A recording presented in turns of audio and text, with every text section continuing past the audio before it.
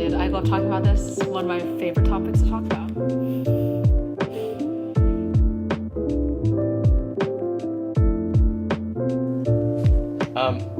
Cool. Well, hello, Kaitlyn. Welcome back to Everyday with Zach Jose. My name is Zach Jose, and today I'm joined by my wonderful co-host, Kaitlyn Eng. How's it going? It's going really well, and I would say less of a co-host, more of an honored guest. Oh, well. Well, welcome, honored guest Kaitlyn Eng. Thank you so much for being here today. I know that you have like a very busy schedule, so any time to carve out for us is greatly appreciated. Oh, I always have time for this podcast, and also my favorite subject to talk about. Yeah, so let's waste no time. Today, I brought Kaitlyn Eng onto the pod to talk about common tropes or favorite tropes in literature. So, would you want to expand on that a little bit more? Yeah, I'd also expand, it's not just literature, but different forms of media, so that can include books, but also TV shows and movies. I've always had a fascination with analyzing certain patterns in storytelling and how some of them really work well, and that's why they've been passed down through generation and all throughout history. But then there are some traditions that pass down but maybe aren't that great, and a lot of people don't like them, but they're still eye-catching in different ways. So I'm talking about that today. Cool. Well, that's exciting. Do you just want to hop into it? Let's start off with what are some tropes you want to talk about? Yeah. So I have a list, but the first one I would like to talk about is one that I think everyone is aware of, and it's the love triangle, or what I like to refer it as the love T, because rarely is it a triangle and more of one person makes a decision between two other people. Okay. So the love triangle, okay, do you have any good examples for us, I suppose? Yeah, so I think a big example of a love triangle, and again, this is so cliche, but this is the whole point, that these tropes are cliche, would be the love triangle in Twilight. You guys probably have heard of it, the book by Stephanie Meyers that got turned into a movie that kind of started the whole trend of vampires and werewolves being main characters, I guess. But yeah, the biggest love triangle between them is Bella, who's a human, has to choose between Edward, the vampire, and Jacob, the werewolf. And it's this huge decision, and it is kind of the crux of the series, and what made it so appealing to readers and to watchers is which person will Bella choose. Because for a lot of the teenage girls, most of them who watched it, they wanted to relate to Bella and have these two amazing choices. I put amazing in quotation marks. But yeah, these amazing choices to choose, who do I spend the rest of my life with? So that's the appeal, is all, the readers or the consumers want to be in that position where they have the luxury of choosing two amazing love interests. Okay. Yeah. But besides the Twilight one, what do you think is the most your favorite love triangle? Yeah. So kind of where I went back with the T in Twilight, despite it being called a love triangle, it's actually more of a love T because Edward and Jacob are polar opposites and they actually compete for Bella's affection.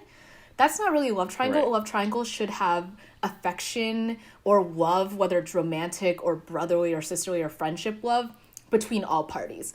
So for me, love triangles, true love triangles, always hit you hard in the feels, and that includes love triangles in Infernal Devices by Cassandra Clare. So that is that's kind of a prequel series to her very famous series, The Mortal Instruments.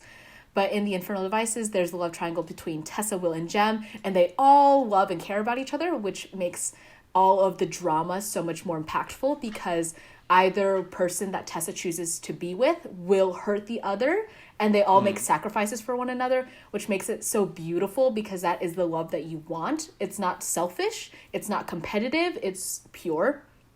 So Yes, I have an issue with a lot of the modern day love triangles, which is really just competition, and both people end up being toxic because in their quest to woo the main character, they're also doing like really terrible things to each other and manipulating the main character. So like having that epitome, like, oh, this is what love should be, is not right. Yeah, Okay. it gives unrealistic expectations, and it teaches young, especially young girls, like bad and toxic forms of love. So, are there any like love triangles with non-toxic love? Yeah, so I think Infertile Devices of a good example of like a good love triangle because they all love and respect each other. Splintered is another form of it where at first it is a love T, two men compete for the main girl's like affections, but then over time they gain respect for one another and they like ultimately say it's your choice. We will be fine with whatever because it's like up to you. We're not going to compete for one another because we also think that the other person's a great human being. Right. Yeah. That's another one. Also, love triangles tend to really only happen with female main characters because of the, again, like they want the author or the producer director wants like the whole audience of a teenage girl wanting to be the main character is like a huge thing. Which is also weird because it's kind of sexist in a way where it's like, oh yeah, a teenage girl wants romance as her number one thing versus like a lot of like movies meant for the male attention are like superheroes. Like, don't you want to be a superhero and fight crime? You also might get a chick on the side, but like it's like a side thing. I don't know. Yeah. So, okay, I do have a question then. What about, I mean, does that expand into like love squares or pentagons? Like okay. In the TV show Barbie Life in the Dream House, right? So you have Barbie and Ken, which are like, I mean, they're the power couple. But then you have Ryan, who's also looking to get Barbie's love, and then Raquel, who's also looking to get Ken's love. Like what?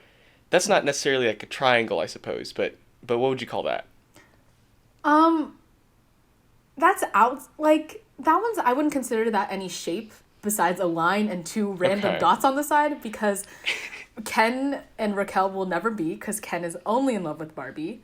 And Barbie and Ryan will never be because Barbie's only in love with Ken. But have you heard about the love square of a very popular animated TV show, Miraculous Ladybug?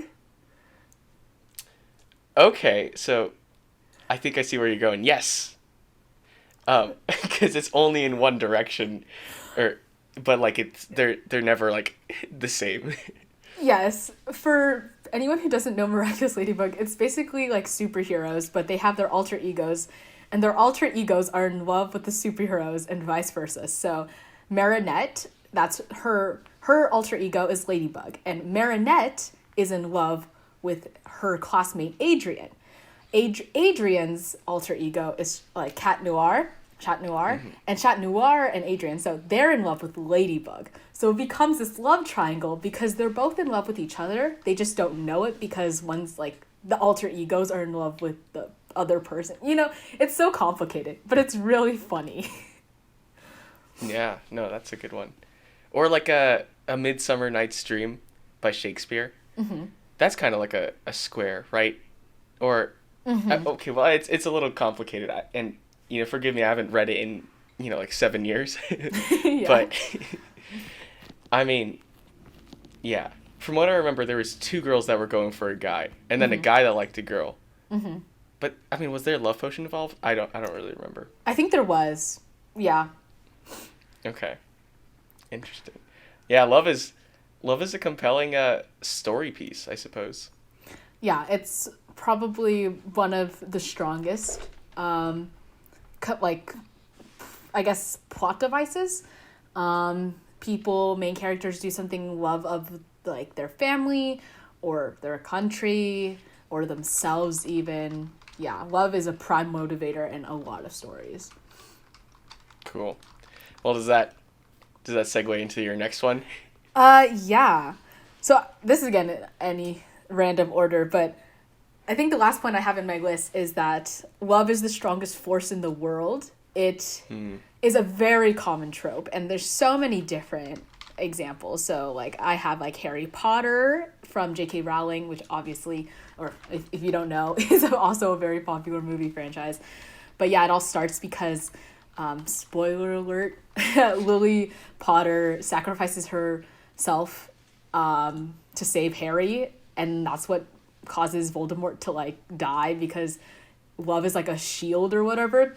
Which is funny because it's kind of implying that Lily Potter is the only mother who ever loved her child. Because only Harry survives. But the entire series is like building up to like what saved Harry, what made him special, and it was because of his mother's love. So it's like love is the strongest force in the world. But what do you think about that? Do you think love is the strongest force in the world? Well, that's an interesting question. I do think, I mean, love is a strong force, right? Because it's cool. There's a lot of... wouldn't the strongest force in the world be like, in control, right? I don't think you see a lot of love in like the higher ups of like governments or like, at like world councils. They don't really discuss that on the docket. So like, I'd like to say that, but I don't think it's true, I kind of have to agree with you there. Like, we expect it because of all these stories, but in reality, like, the people with all the power probably have the least amount of empathy because they had to get there somehow, and it's normally by being ruthless and cutthroat. Right. But I think that's why it's so prized in stories, because in stories, that's like the idealized version, or it's like a mirrored reflection of the real world. And in that kind of sense, we would like love and empathy and compassion and all of that good stuff to be what drives most people's motivations. One of my favorite, I think, examples of love in storytelling would be, I don't know if it's not like sappy romantic love, but when Hiccup befriends Toothless, and you see like the sort of like connection that they make there, that's like stronger than like the generations long, fight between humans and dragons, and it really kicks off like this epic story. So that's definitely on my list. I don't know how much you feel about How to Train Your Dragon, but no, it just happens to be my favorite franchise ever, but that's besides the point. No, but that's neither here nor there.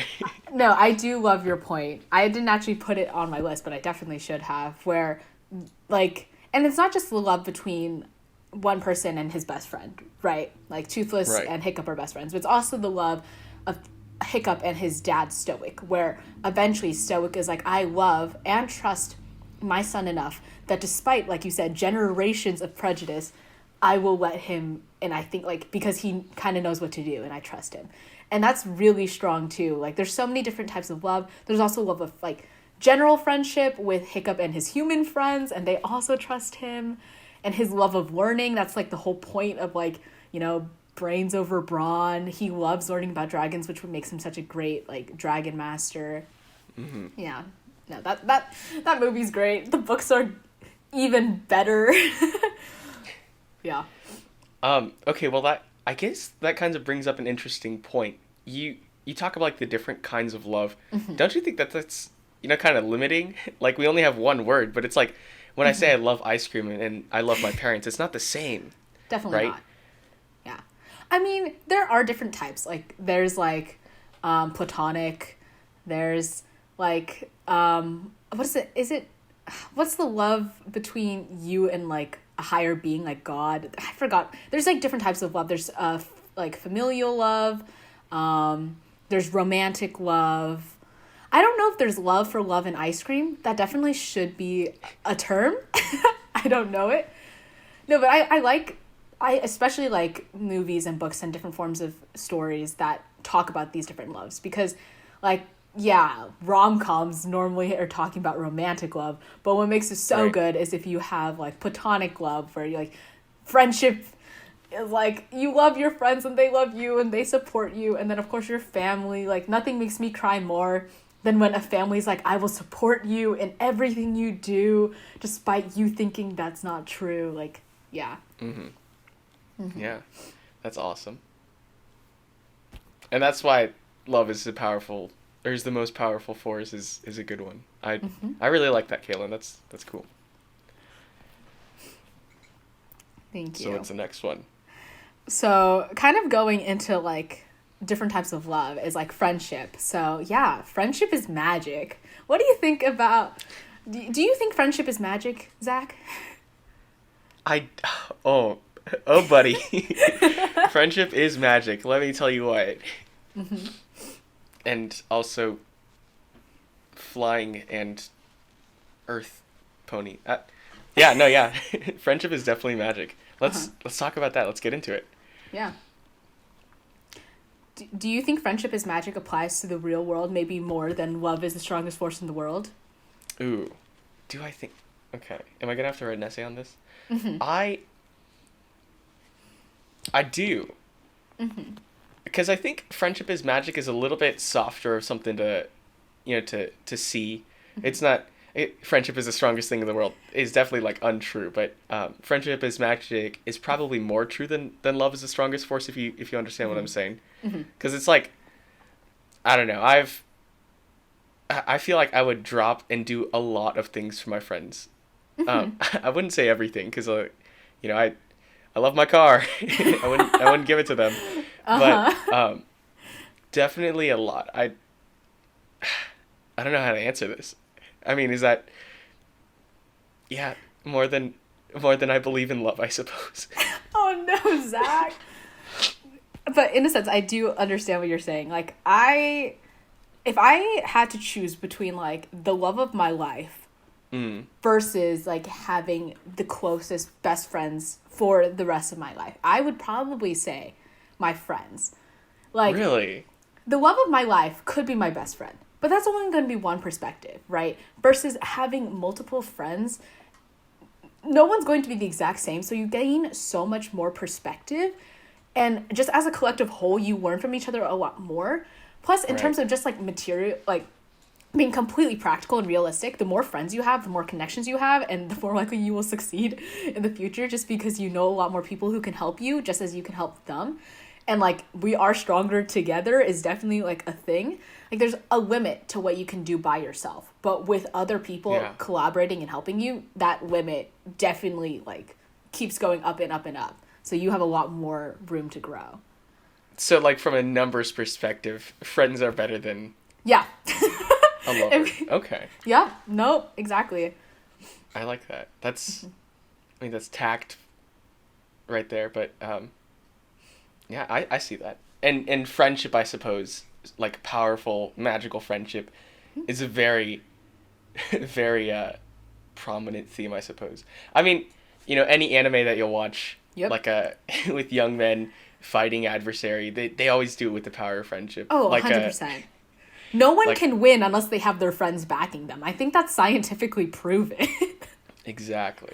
And then you'll fight like the one opponent who's like, I don't have any friends. Yeah. And they're like, they're super strong, right? And individually we can't do this, but together, and then they go for like the group punch at the same time. Yeah. That's sick. Like, let's talk about one of the best pieces of media, which is Avatar: The Last Airbender, the Nickelodeon show. Oh yeah. Let's get into that. Yeah, you think Aang could have done anything without his friends? Right. Probably not. Yeah, well... I mean, for the most part, he's cool, but I don't think he could have, like, learned spontaneously how to bend everything. No, yeah. Yeah. And the show is brilliant because all of his teachers are his best friends. Well, Zuko was an enemy turned friend, but, like, he couldn't have done it without them. And... We'll get into that one later. Yeah, for sure. But it's like you couldn't... If he had learned bending from other teachers, like maybe older masters or like more traditional teachers, it wouldn't have been as impactful versus learning it from his friends who have also had their own struggles and journeys into learning their own discipline. So it's really like, yeah, their friendship is the key to everything. So do you think that's about friendship or about like novelty versus tradition? I think it's a little bit of both.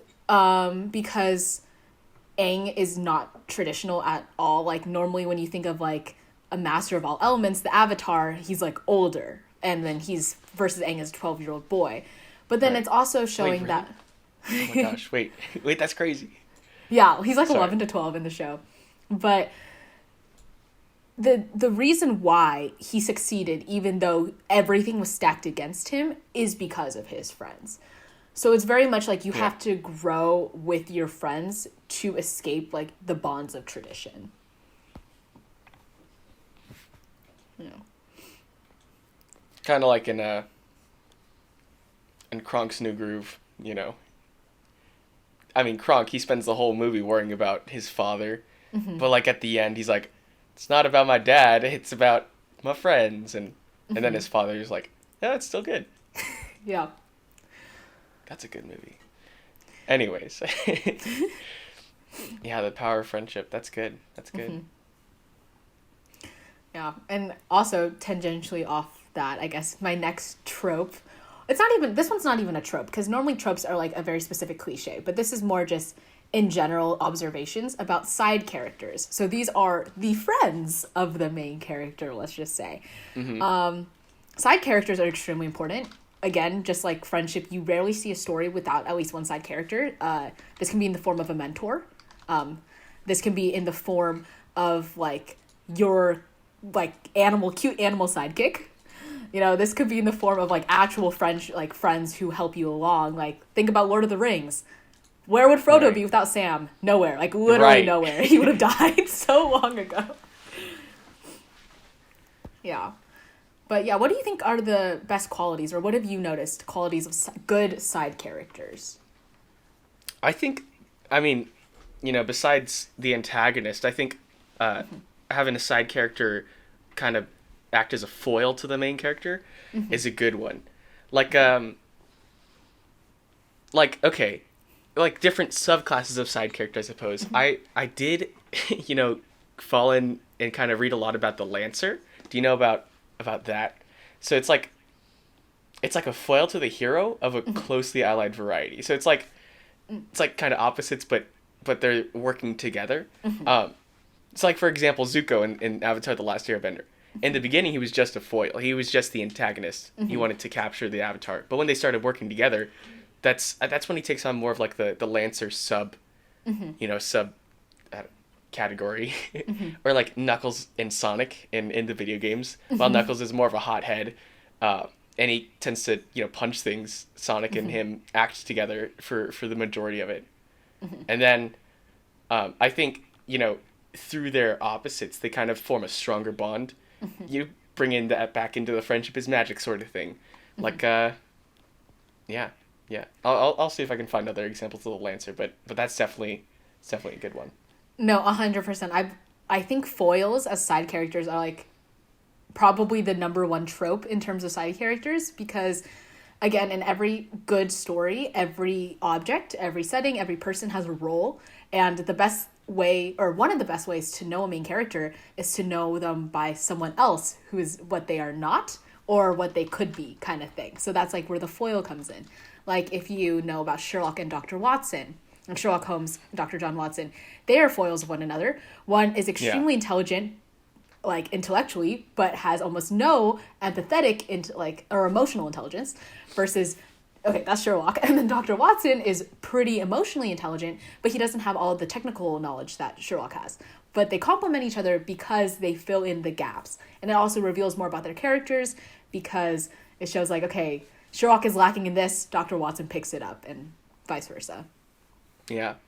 And then I guess to top it off, Woody and Buzz Lightyear are definitely foils of each other. And then, not necessarily in the beginning so much, but near the end of the film, How to Train Your Dragon, Astrid eventually becomes Hiccup's foil, and Lancer, I suppose. Exactly. So, yeah. No, that is very true. I think every great duo is a foil of some kind.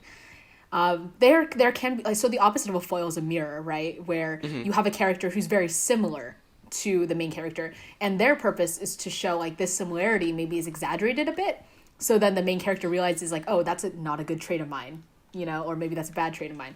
So like an example, going back to Sherlock again, is like Jim Moriarty and Sherlock Holmes. They are mirrors of one another because they both are crazy intelligent. They don't have that much empathy for other people. In a way, they're both sociopaths. Right. But Jim Moriarty is like evil. Sherlock is good.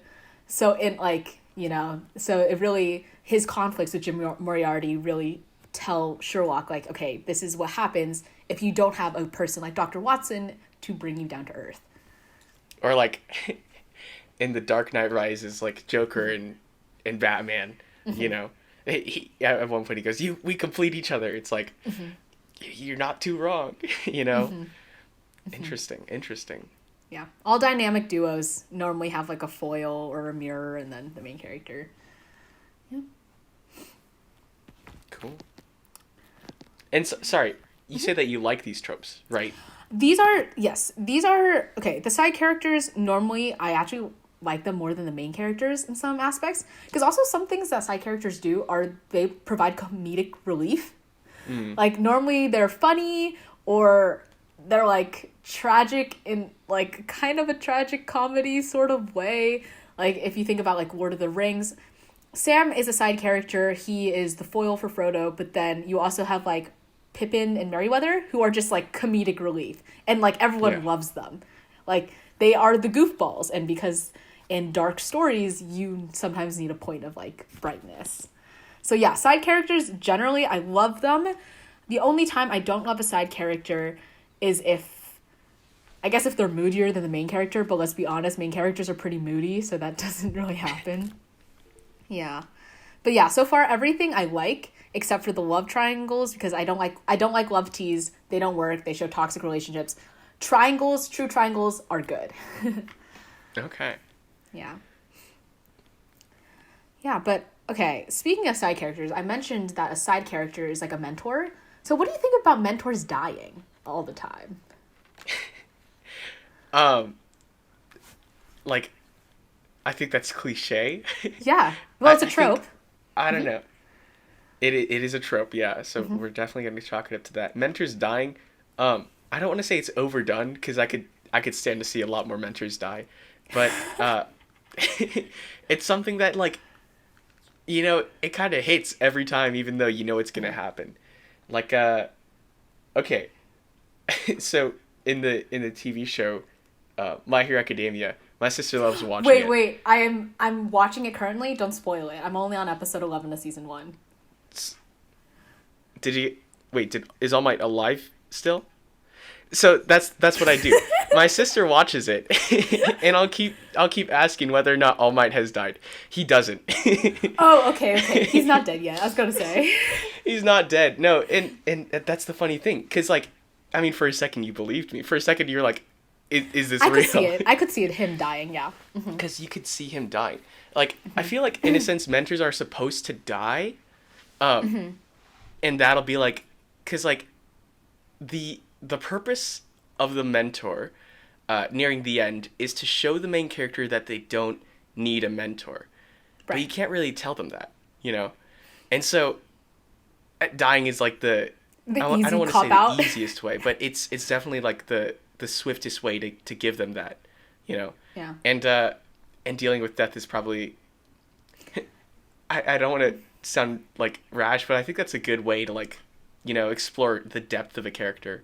So, no, yeah. That's very true. I didn't think about it in the physical sense. Like, you need a way to show that the character can live on without the mentor. But that is a very good point. Yeah. I think. What do you think? I think my biggest problem with character death or like mentor death is that it's so predictable, like you said. Like, for example, let's take the Star Wars franchise. Okay. Every single mentor dies, and it's like, okay. Like, really? Like, for example, if you look at Obi-Wan Kenobi's death, it makes sense. He goes out kind of with the bang, like he's fighting and stuff like that. Even with... And he's old. And he's old. He's old. Well, he's not that old. But, like, even, like, Qui-Gon Jinn makes sense because he's fighting a really, like, tough bad guy. But what I don't get is Yoda's death.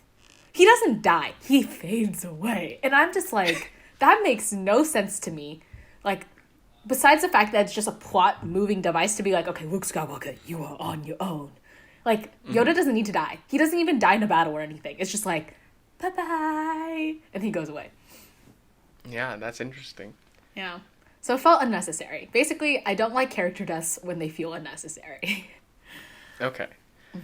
And mentor deaths are probably like the most prominent, so they're gonna have a lot of unnecessary ones. Exactly. It also feels a little lazy. Like, as much as like these tropes exist because they are cliches and they work, it's also like I'm not creative enough to figure out a different way for this to happen. Like, Yeah. another thing that I don't... Like, well, so this is, again, more general character death, is I was reading the series. I actually just finished it. It's called... Actually, no, yeah, I just finished the series. It's called Six of Crows by Lei Bardugo. It's actually getting its own Netflix show, I believe. But there's this character death. I'm not going to spoil it. But it's extremely unnecessary to the point where I blink and I miss it. And every character is kind of like, they don't really process the death. You don't see any of like the emotional attachments like, oh my God, this person died. I'm so sad. Like, how am I going to grow? It's in the last like 10 pages of the book. And it's like, why? This person didn't need to die. You just had them die because you were like, well, it's unlikely that everybody survives. That's so unnecessary. I don't like that. Yeah. I mean, what about, like... I feel like death is a really good tool, if we were to, like, kind of shift to focus on that. Because, like, you know, when you have, like, a stories about, like, battles and, like, huge clashes and no one dies, it kind of feels like there's no stakes, you know? And, like, with the mentor dying, that'll definitely up the stakes a bit. Yeah. What do you feel about that? Would you rather have nobody die in your stories? I would prefer that, like, the idea of death is always there. Because, like you said, you need stakes. You need the reader or the listener, the consumer, to be invested because there's the threat of somebody dying. And I think that's very true.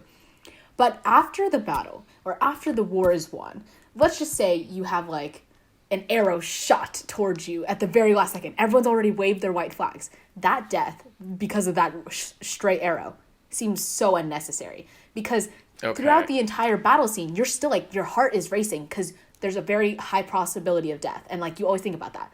But if it happens that everyone remains alive, you're like, woo, that's so cool. You know, like, I was so scared. And then someone just, like, randomly shoots you and then you die. That's so lame. Basically, it's not epic. Kind of, like, makes the, kind of belittles the huge war earlier. Exactly. Because then you're thinking, like, I was so relieved that this battle was won despite all of these disadvantages. And then, oh, just kidding, this random thing happens in the last 10 pages. That's kind of lame. Yeah, it's kind of lame. But maybe it's like a thing where it's like death is unpredictable. I don't know.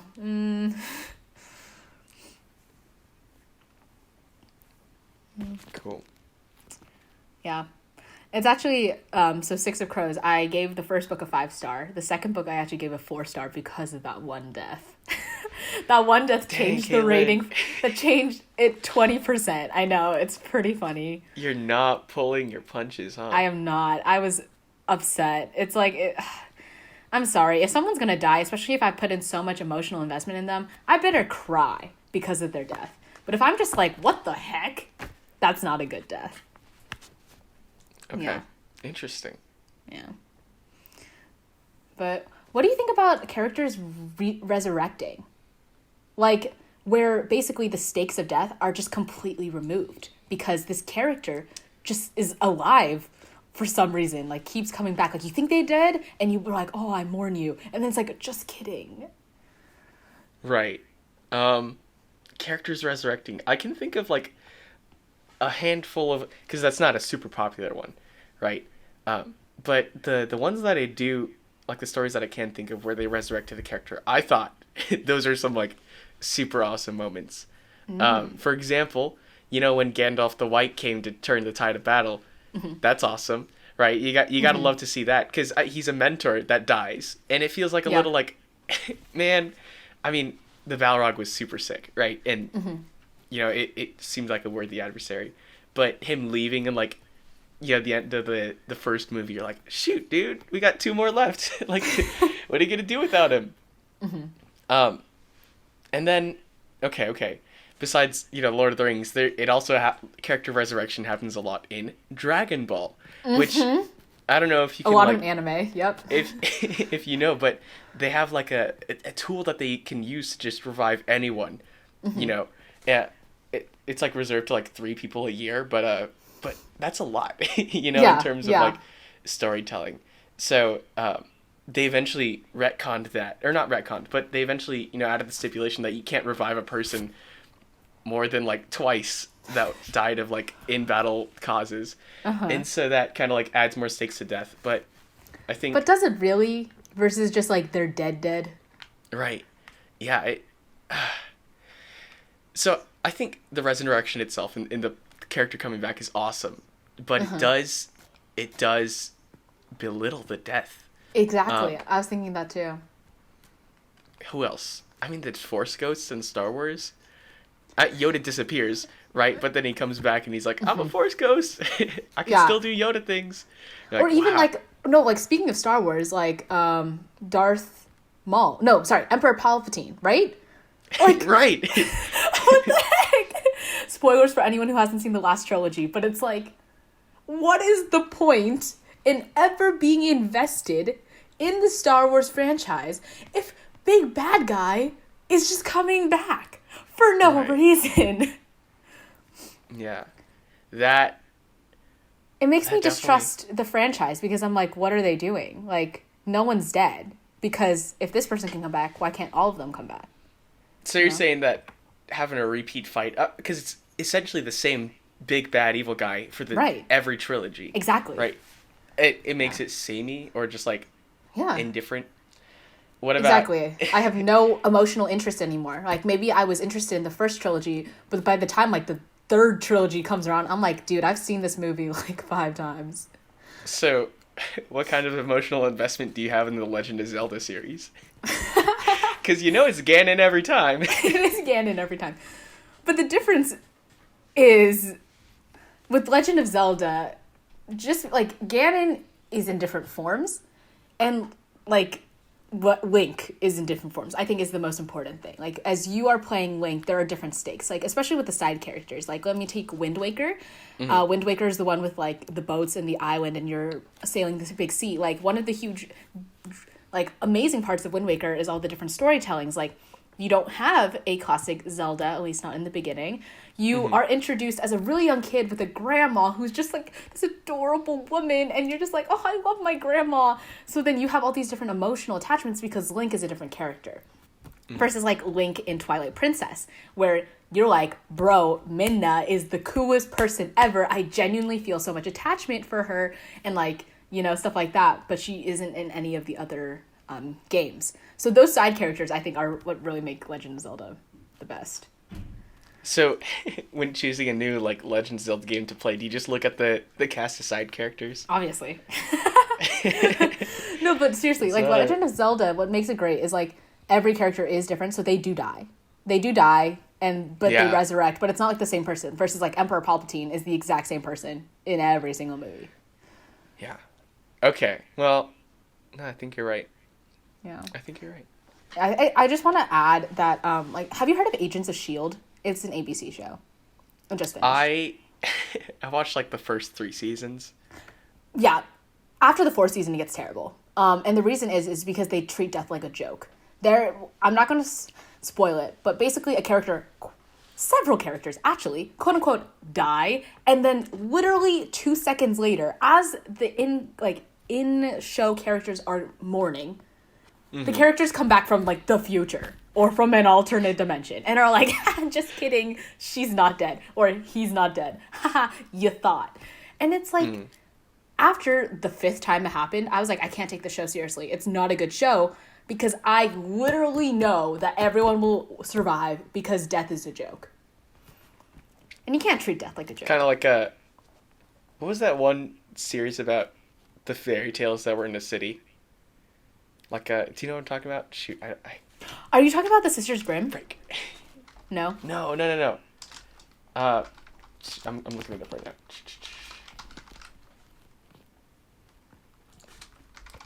It had like Once Upon a Time. Oh, That right, show. right. Yeah, Once Upon a Time. Mm-hmm. Yep. That was a good one that I stopped watching Yeah. at probably the right time. Yeah, But, exactly. yeah, I don't know. So the resurrection is awesome. I think bringing back characters is super hype, but it's so easy to just overdo. Mm-hmm. So Exactly. It's a very slippery slope in that case. It's also extremely lazy, in my opinion, again. Because, like, yeah, the Star Wars franchise, like, I could maybe think of a new villain. I'm not going to. right. I know, yeah. I mean, after watching episode 7, you see Snoke, you're like, dude, he's huge. Yeah. He's gonna be so cool. Yeah. And then, nope. Nope, it's not cool at all. Exactly. And then you're like, oh, Palpatine again? Ugh. And then that's where I have this thing where I'm like, if I don't see their body, they're not dead. And that goes for books, for TV shows, for movies. If I don't see their body, they're not dead. I mean, even in Dragon Ball, they ended up... Okay, so in the Cell arc, they're fighting this guy. They destroy him in a tournament. And so, I mean, so Cell, he's like made up of all these different, like, the world-class fighters from around the world. I mean, the universe even. And so they destroy him. But he's like, ha ha ha, I have super regeneration. And because I'm made up of these alien cells, I get stronger when I die and come back from the brink of death. He's like, I didn't realize I had that. Because he respawned basically from a single cell. And because of that, he got a super power up, and then just started wiping the floor. Mm-hmm. Pretty interesting. Sorry, I don't know where I was going with this, but yeah. I had something else to say. I don't know. It'll come back to me. What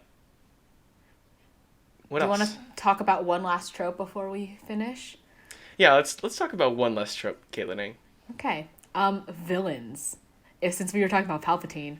Yeah. Good, bad villains. What do you think about villains? Villains. I think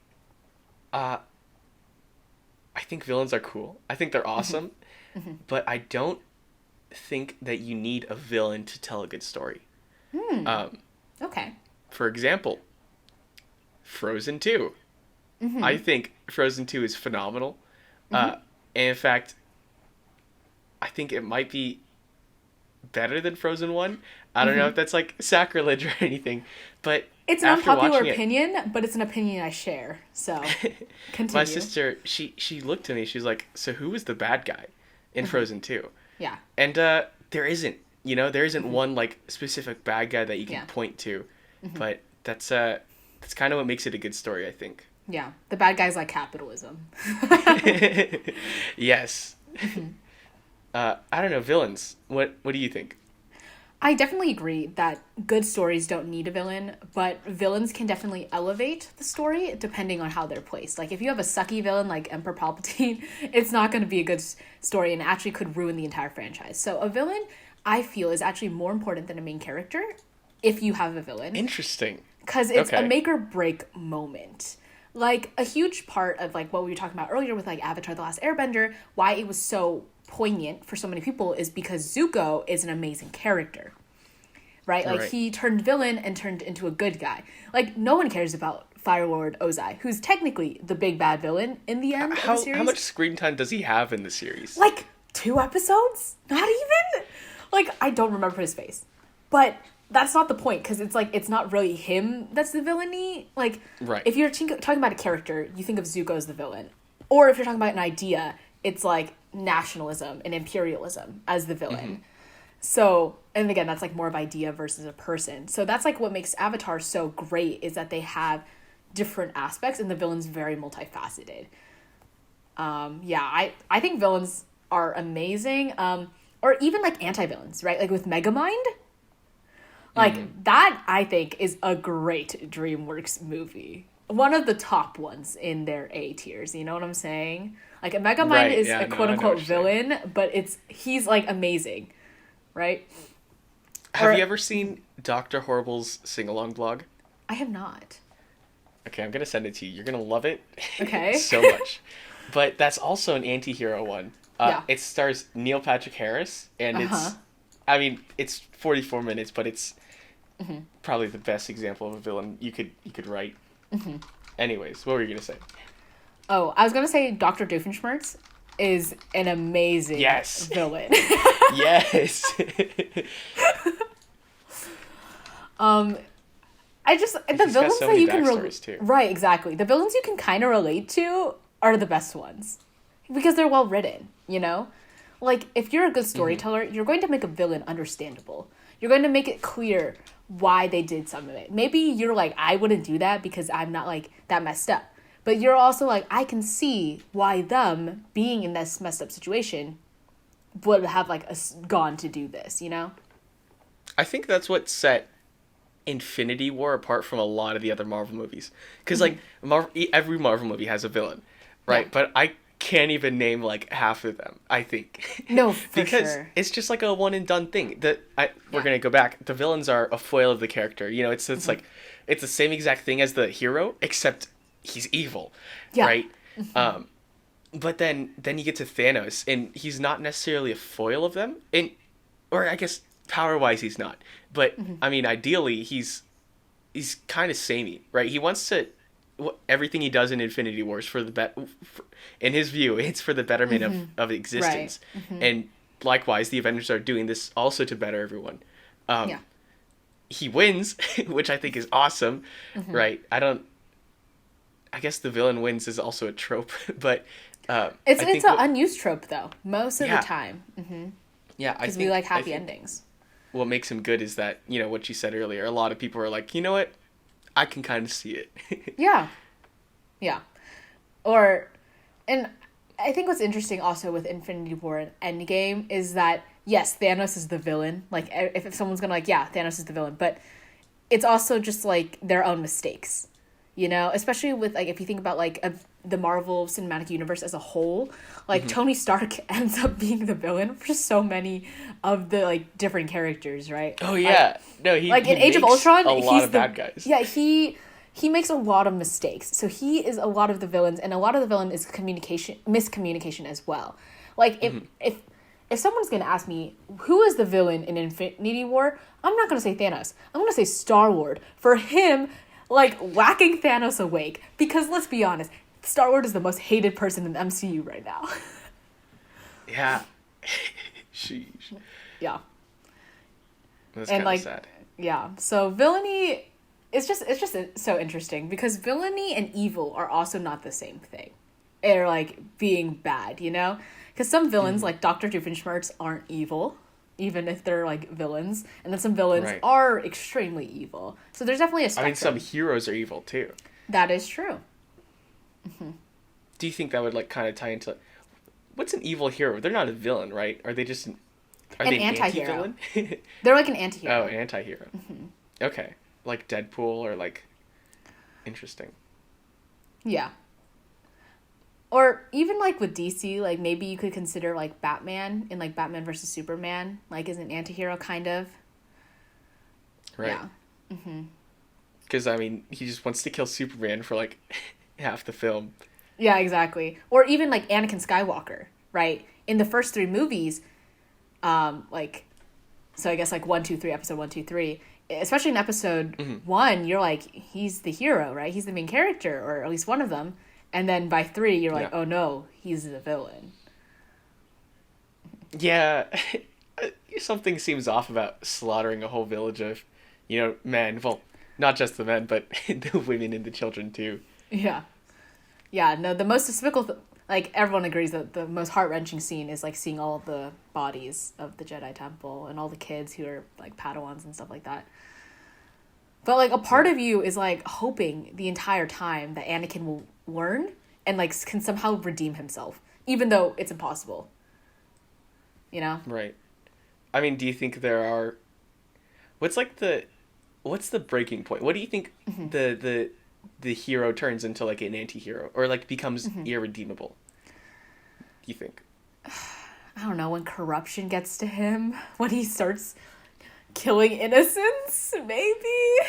Because at the end of episode 6, you take off the mask and he's a good guy.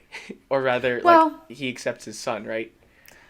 Yes. And actually, okay, speaking of that, and character death being a huge ploy in that, is that there is no way Darth Vader nor Kylo Ren could have survived.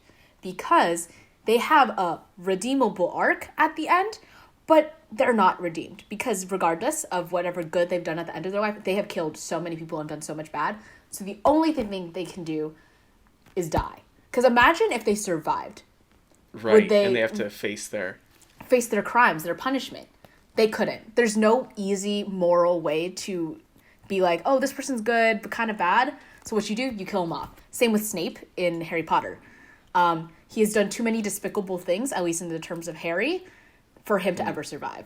So those are characters where I see them immediately, and I'm like, I don't care if they get redeemed. They probably do. They're going to die. That's the only way to deal with them. Yeah. Okay. Wow. I think, is that your last one? We're going to end up on the... you got to kill the irredeemable people? Well, okay. I guess the biggest reason why I love discussing these tropes and like stereotypes and everything in storytelling is because it's really reflective of like what we deem as like things that cannot be dealt with in society. Like in reality, like this happens all the time where someone who does something bad ends up doing something good, and like us as a society has to weigh like, did this good thing outweigh this bad thing? Is it even possible to measure things in good or bad? So in stories, we're like, character death, easy. Reality is not that simple. So I like analyzing these storytelling patterns to be like, these problems exist, and they have existed for eons, and they still exist. We just don't have that easy solution, so maybe we could think about it. Like, is there any way that this could have been resolved in a non-death-like manner? Like, these are all, like, simulations of the trolley problem, I suppose. Yeah. Well, yeah, like a lot of stories are just simulations of real life, but put in a way that's like so removed from us, we can actually view it more objectively. Yeah, I like that. Mm-hmm. Although, I think there is. I think for the most part, everyone sees fiction as like fiction, but you're drawing like real world connections. Definitely has like a. You got to put a stop to that at some point. It's just a story, for a lot of things. Maybe. I don't know. I don't know if I agree with that. Do you think you can do that? Do you think you can tie real world, things into every single, like, work of fiction? Yes? Well, fiction is created from the real world. It's its own foil, right? Like, okay. People who write, people who direct, like, all of this stuff, they do it based off their own experiences. And maybe, we don't live in this world of dragons anymore, but we could, and if we did, well, like, how would that change humanity, Right. Yeah, no, I always try to relate real life with fiction and vice versa, but I don't know if that's healthy. That's just what I do. Well, you heard it here first, folks. Cool. I think that's about time. I mean, do you want to go into anything else, or are you good for now? I'm good. Thank you for having me. I always love talking. Yeah, of course. Well, we love listening, Kaitlyn. This is awesome. Yeah, thanks again for talking to us about tropes in fiction, in media, literature, and the such, and for just sharing that part of yourself with us. Yeah. This has been Every Day with Zach Jose. I mean, again, do you have any anything you want to shout out? Any any places we can find you? Yes, I guess. Facebook, Kaitlyn Ng, Instagram, at N0T_Michelangelo, pun on my last name, if you want to see art, music, and, I don't know, random stuff. Yeah. And, yeah, cool. All right. That'll be it for all. Thank you, everyone. I guess you, everyone, for listening. Have a good one. Cool. All right.